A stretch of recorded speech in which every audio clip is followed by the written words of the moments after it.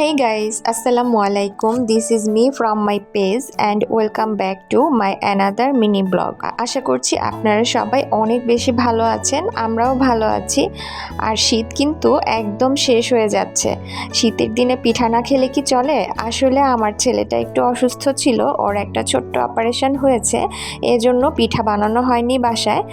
তবে শীত যেহেতু এখনও শেষ হয়নি, তো ভাবলাম যে পিঠা বানিয়ে খাওয়া যাক। আর অনেক দিন ধরে আমার আর আমার শাশুড়ি আম্মু দুইজনেরই অনেক বেশি চিতই পিঠা খেতে ইচ্ছে করছিল।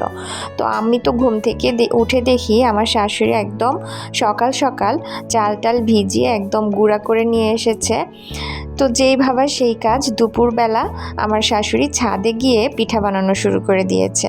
তো আমি ভাবলাম আমিও গিয়ে আমার শাশুড়ি আম্মুকে একটু হেল্প করি, এজন্য ছাদে চলে এসেছি। আমি আমার ছেলেকে কিন্তু আজকে ছাদে নিয়ে এসেছি।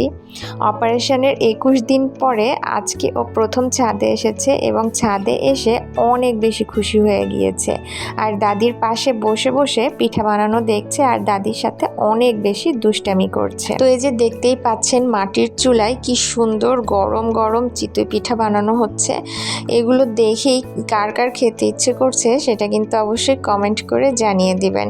আর আপনারা যেটা করবেন, আপনাদের তো একটাই কাজ, আপনারা অনেকেই আমার ভিডিও দেখেন কিন্তু লাইক দিতে অনেক বেশি কিপটামি করেন। কেন যে লাইক দিতে কিপটামি করেন সেটাই আমি বুঝি না। আপনারা শুধু ভিডিও দেখে একটা করে লাইক দিয়ে যাবেন আর একটা করে পিঠা খেয়ে যাবেন, তাহলেই আমি আর কোনো কিছুই চাই না আপনাদের কাছে।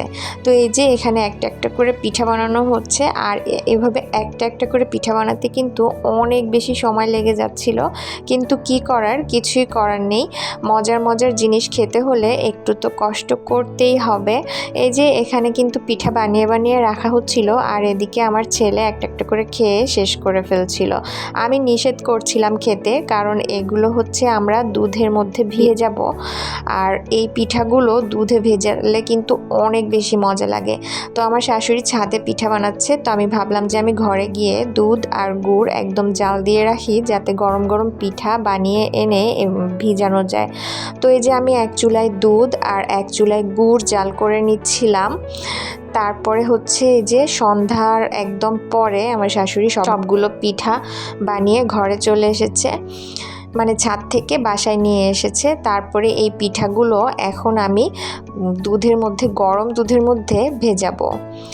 আপনাদের কার কার এরকম শুকনা চিতই পিঠা খেতে ভালো লাগে নাকি ভেজানো পিঠা খেতে ভালো লাগে সেটা আমাকে কমেন্ট করে জানাবেন। আসলে দুই রকম পিঠার কিন্তু দুই রকম মজা। শুকনা চিতই পিঠার একরকম মজা আর ভেজানো চিতই পিঠার অন্যরকম মজা। আমার কাছে দুই রকমই মজা লাগে, তবে আমার কাছে মনে হয় ভেজানোটা একটু বেশিই মজা লাগে। আর আমার ছেলে শুকনাটা বেশি পছন্দ করেছে, ও শুকনাটা একদম বানানোর সময় অনেকগুলো খেয়ে নিয়েছে। তো যাই হোক, আমি কিন্তু এখানে একটা একটা করে দুধের মধ্যে পিঠাগুলো ভিজিয়ে নিচ্ছিলাম।